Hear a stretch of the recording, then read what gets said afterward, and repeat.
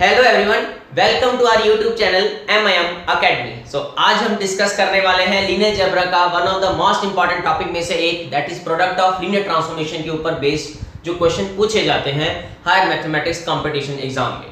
अलग अलग टाइप के क्वेश्चन पूछे जाते हैं, बट कॉन्सेप्ट अगर समझ आ जाए तो जितने भी डिफरेंट टाइप के क्वेश्चन होते हैं इस कॉन्सेप्ट के बेस के ऊपर सारे एक साथ हो जाते हैं और वो भी बहुत जल्दी। सबसे पहले कॉन्सेप्ट को सीखेंगे हम। आपके सामने वैसे एक क्वेश्चन लिखा हुआ है, ये प्रोडक्ट ऑफ लीनियर ट्रांसफॉर्मेशन के बेस के ऊपर है। देन क्वेश्चन को डिस्कस करने के लिए सबसे पहले हम कॉन्सेप्ट को सीखते हैं, फिर हम ये क्वेश्चन डिस्कस करेंगे। ठीक है, सो आई होप सभी को लीनियर ट्रांसफॉर्मेशन के बारे में पता होगा। जैसे लीनियर ट्रांसफॉर्मेशन का क्वेश्चन है, लीनियर मैपिंग्स मतलब लीनियर ट्रांसफॉर्मेशन देंगे आपको दो, तो आपको बताना है इनमें से कौन सा करेक्ट है। तो सबसे पहले तो हम कॉन्सेप्ट को समझेंगे। देखिए, जो प्रोडक्ट ऑफ लीनियर ट्रांसफॉर्मेशन है उसका हम दूसरा नाम ये भी कह सकते हैं composition of linear transformations, and linear transformations are nothing but their functions. So that means आप composition of function के बारे में अब जानकारी होनी बहुत जरूरी है ऐसे क्वेश्चंस को करने के लिए, जो कि हम +1 +2 में सीखते हैं। ठीक है, जैसे कि जब भी आपको कोई फंक्शन डिफाइन करता है तो आप एक f फंक्शन देता है, एक g फंक्शन देता है, तो आप FOG बनाते हैं या GOF बनाते हैं। ठीक है, that is the composition of two function. पर जो फंक्शन की कंपोजिशन होती है हम अपनी मर्जी से नहीं बोल सकते कि ठीक है बना दिया। इसके लिए बहुत जरूरी बात का ध्यान रखना होता है, वो ये कि जो पीछे वाला फंक्शन है g, उसकी रेंज जो है पहले वाले फंक्शन की डोमेन में कंटेन्ड होना चाहिए। That means this is well defined. ये फंक्शन वेल डिफाइंड तभी होता है, well defined if range of g is contained in domain of f। अगर ये चीज सही है तो हमारा कंपोजिशन मैप वेल डिफाइंड होगा। जैसे यहां देखो, आपके इस क्वेश्चन में आपको टी मैप डिफाइन किया हुआ R4 से R3 तक। ये वेक्टर स्पेसेस है, हमारे लीनियर ट्रांसफॉर्मेशंस है, मतलब फंक्शंस हैं। S भी आपका एक फंक्शन है जो R3 से R4 है, और जो आपको ऑप्शन डिफाइन की गई है वो SOT के बारे में है। तो यहाँ पे अगर हम ध्यान से देखें, जो SOT मैप है क्या ये वेल डिफाइंड है या नहीं, और ये भी देखेंगे अगर ये वेल डिफाइंड है तो फिर ये कहां से कहां तक मैप करेगा, मतलब डोमेन क्या होगी और कोडोमेन क्या होगी। ठीक है, क्योंकि सबसे पहले टी मैप लगेगा तो टी की डोमेन क्या है R4, तो यहां पे पहले शुरुआत होगी R4 से। ठीक है, और जब टी लगेगा तो टी R4 के एलिमेंट्स के ऊपर जब अप्लाई होता है तो आपकी आउटपुट कहां आती है, मतलब रेंज कहां आती है R3 के अंदर, तो ये R3 में आपको छोड़ेगा। फिर उसके बाद बारी आएगी S की, तो यस जो भी टी की आउटपुट आ रही है वो S की डोमेन में भी है। ध्यान से देख लो, दिख रहा है दैट आउटपुट ऑफ टी या range of T is contained in domain of S. तो यस, अब हम यहीं से शुरुआत कर देंगे R3 की, तो R3 से अब S लगेगा तो R4 पे जाएगा। तो यस, ये मैप जो है वो आपका वेल डिफाइंड मैप है। तो SOT is well defined map, और जो एक्चुअली जो मैप बन जाएगा वो कहां से कहां तक होगा, R4 से R4 तक। तो यस, जो यहाँ पे SOT मैप बनने वाला है वो आपका R4 से R4 तक एक वेल डिफाइंड मैप बनेगा। और एक लीनियर ट्रांसफॉर्मेशन की प्रॉपर्टी होती है कि अगर ये दोनों लीनियर ट्रांसफॉर्मेशन हैं और उनकी कंपोजिशन मैप वेल डिफाइंड है तो वो भी एक लीनियर ट्रांसफॉर्मेशन बनेगा ही बनेगा। That is the composition of two linear transformation is again a linear transformation provided that composition map is well defined. तो ये से कंपोजिशन मैप अब हमने देख लिया वेल डिफाइंड है, तो ये पक्का लीनियर ट्रांसफॉर्मेशन है। ठीक है, तो यहां तक हमें समझ लगे कि जो हमारा SOT है वो R4 से R4 तक मैप बनने वाला है। ओके, नाउ अब आगे उसने क्वेश्चन जो पूछा हुआ वो SOT जो मैप है उसके 1 1 और ऑन 2 के बारे में पूछा हुआ है कि ये मैप दोनों होंगे 1 1 एंड ऑन 2, 1 1 होगा ऑन 2 नहीं होगा, ऑन 2 होगा 1 1 नहीं है, या 1 1 और ऑन 2 दोनों ही नहीं है, ये आपसे पूछा हुआ है। अब आप एक लीनियर ट्रांसफॉर्मेशन का कॉन्सेप्ट सभी जानते हैं, बड़ा इंपॉर्टेंट कॉन्सेप्ट है, हम बारी बारी क्वेश्चंस जब करते हैं यूज करते भी हैं, वो ये कि जब भी कोई लीनियर ट्रांसफॉर्मेशन एक ऐसा लीनियर ट्रांसफॉर्मेशन है जिसमें डोमेन और कोडोमेन की डायमेंशन सेम हो और फाइनाइट हो, तब अगर ये मैप 1 1 बन गया तो ऑन 2 भी पक्का बनेगा, या ऑन 2 बन गया तो 1 1 भी पक्का बनेगा। कभी ऐसा नहीं होगा कि अगर डायमेंशन सेम है और फाइनाइट है 1 1 हो बट ऑन 2 ना हो, ऐसा कभी भी नहीं होगा। तो यहां से साफ साफ क्लियर होगा कि दोनों तरफ डायमेंशन सेम है। R4 ओवर R की डायमेंशन 4 होती है, इधर भी 4, तो सेम डायमेंशन है, तो अगर 1 1 हुआ तो ऑन 2 भी होगा, अगर 1 1 नहीं हुआ तो ऑन 2 भी पक्का नहीं होगा। तो यस, क्लियर कट पता चल रहा है कि B पार्ट और C पार्ट तो आपका आंसर हो ही नहीं सकता, क्योंकि कह रहा है 1 1 बट नॉट ऑन 2 या ऑन 2 बट नॉट 1।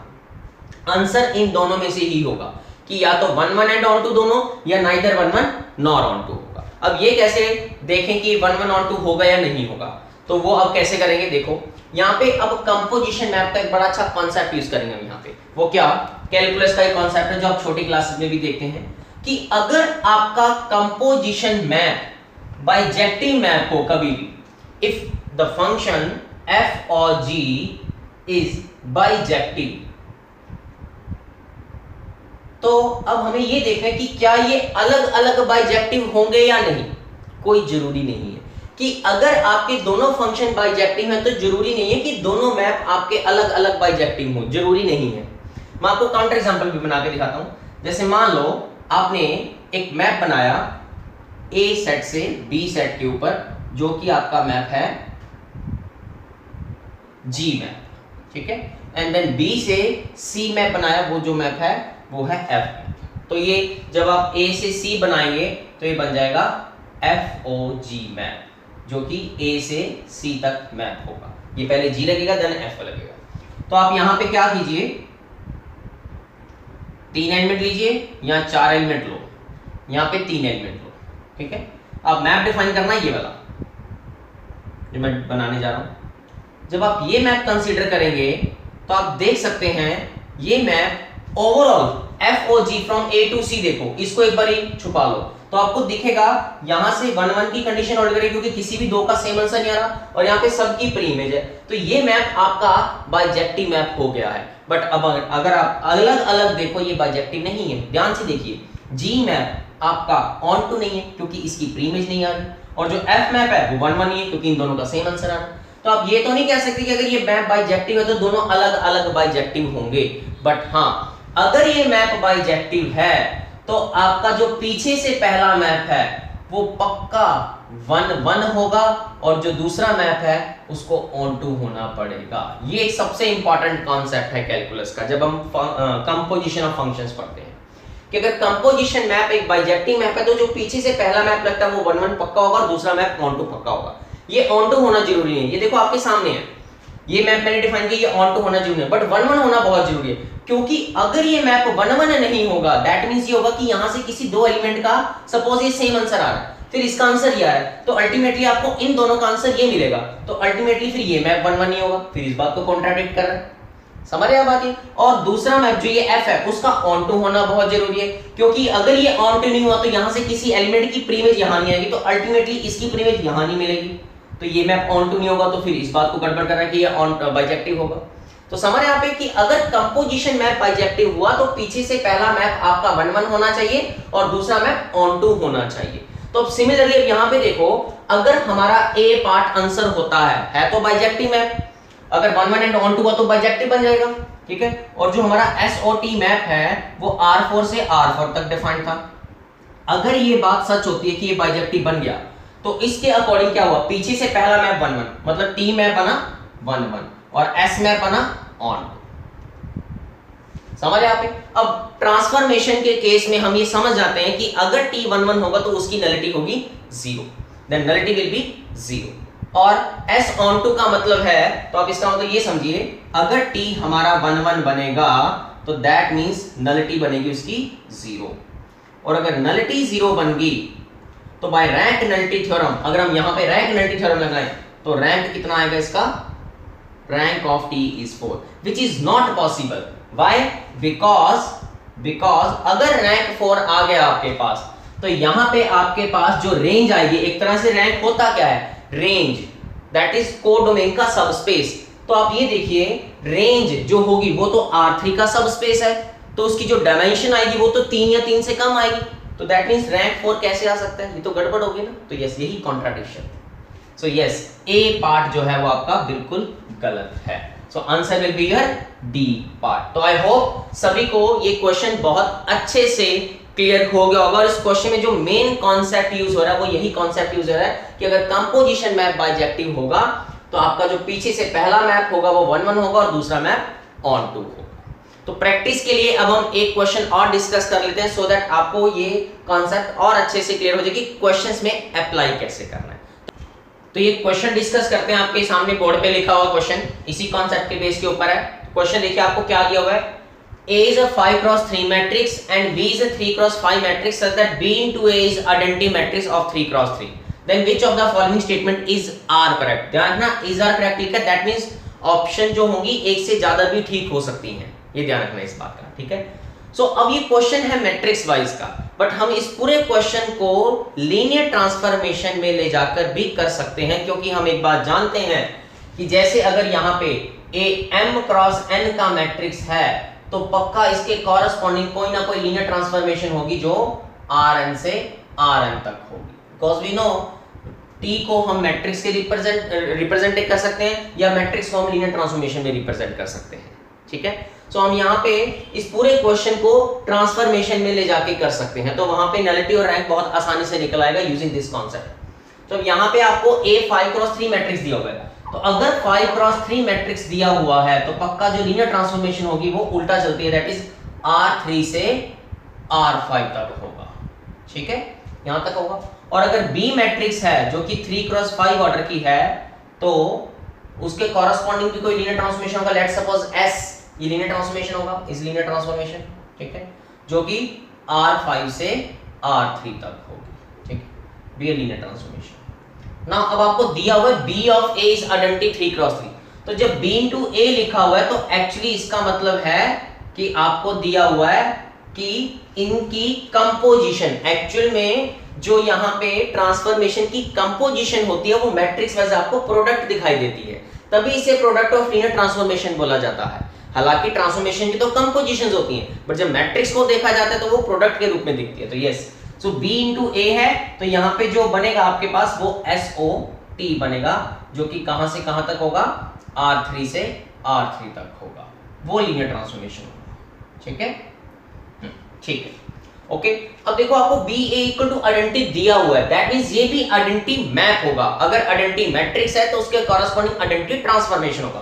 तो यस, ये क्या बना आपका आइडेंटिटी ट्रांसफॉर्मेशन या आइडेंटिटी मैप, आइडेंटिटी ट्रांसफॉर्मेशन।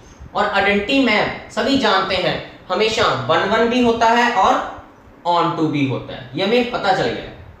तो दैट मींस जो हमें गिवन इंफॉर्मेशन है उससे ये पता चला कि जो ये कंपोजिशन ट्रांसफॉर्मेशन है, composition of these two transformation is 1-1 and onto, और जब कंपोजिशन में 1-1 एंड ऑन टू होता है, बाइजेक्टिव होता है, तो पीछे से पहला मैप 1-1, तो that means T is 1-1, T is 1-1 and S is on to.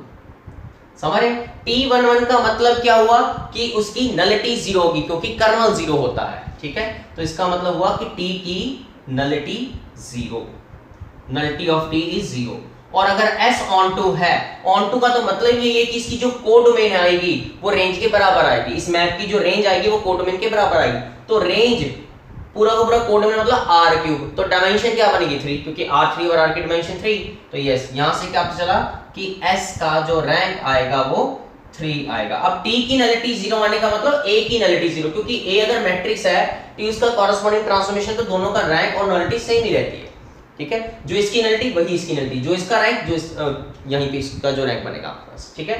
तो T की नलिटी 0 मतलब A की नलिटी 0, तो यस, A पार्ट आपका बिल्कुल सही है, ठीक है। और S का रैंक 3 है मतलब B का रैंक 3 है, तो B पार्ट भी सही हो। तो आई होप आपको ये दोनों ऑप्शन बहुत अच्छे से क्लियर होंगे कैसे सही होंगे। अब आपको ये पता लगाना है कि A into B, अब A into B को अगर आप देखें तो A into B वो ट्रांसफॉर्मेशन वाइज क्या बनेगा, A into B वो बनेगा TOS, और जो TOS बनेगा वो कहां से कहां तक बनेगा। अब वो कह रहा है सिंगुलर बनेगा या नॉन सिंगुलर बनेगा, तो एक तरह से क्वेश्चन ये बन गया कि ये मैप सिंगुलर मैप है या नॉन सिंगुलर मैप है। तो सिर्फ हम इतना चेक कर रहे थे कि ये मैप 1-1 एंड ऑन टू, क्योंकि 1-1 हुआ तो ऑन टू ऑटोमेटिकली हो जाएगा, वो इसलिए क्योंकि डायमेंशन सेम है, फाइनाइट है, समझ यहाँ पे। तो यस, हमें 1-1 एंड ऑन टू देखना। अगर सपोज मान लेते हैं वो नॉन सिंगुलर है, अगर नॉन सिंगुलर है तो दैट मींस ये नॉन सिंगुलर मतलब 1-1 मतलब ऑन टू, डायमेंशन सेम है, तो 1-1 एंड ऑन टू मतलब S क्या हुआ फिर आपके पास, S बनेगा 1-1, बट S11 तो बन ही नहीं सकता क्योंकि R5 से R3 पे जा रहे हो। वही बात, अगर S11 बना तो नलिटी S की आएगी 0, रैंक आएगा 5 विच इज नॉट पॉसिबल, क्योंकि यहाँ पे जो रैंक आ सकता है वो ज्यादा से ज्यादा 3 ही आ सकता है। वैसे भी एक बात समझ लिया करो कि जब भी हम बड़ी डायमेंशन से छोटी डायमेंशन पे जाए तो मैप कभी 1-1 हो ही नहीं सकता फाइनाइट के केस में। तो यस, अगर इसने 1-1 ऑन टू बना हुआ तो S को क्या होना पड़ेगा, 1-1 होना पड़ेगा, विच इज नॉट पॉसिबल। समझ रहे यहाँ पे? तो यस, इसका मतलब आपका जो ये मैप है वो नॉन सिंगुलर नहीं हो सकता, मतलब ये मैट्रिक्स नॉन सिंगुलर नहीं होगी, सिंगुलर ही होगी, पक्का सिंगुलर होगी, क्योंकि 1 1 नहीं बनने वाला, 1 2 नहीं बनने वाला। तो hence answer is your A part, B part and D part. तो आई होप दोनों क्वेश्चन आपको बहुत अच्छे से क्लियर होंगे, और वो कांसेप्ट भी बहुत अच्छे से क्लियर हो गया होगा कि कैसे इसको क्वेश्चंस के ऊपर अप्लाई करना। सो ऐसे ही और इंटरेस्टिंग वीडियो देखने के लिए हमारा चैनल MIM अकेडमी को आप लाइक कीजिए, सब्सक्राइब कीजिए, सो दैट आपको ये अच्छी अच्छी वीडियोस सबसे पहले देखने को मिले। So okay, thank you very much.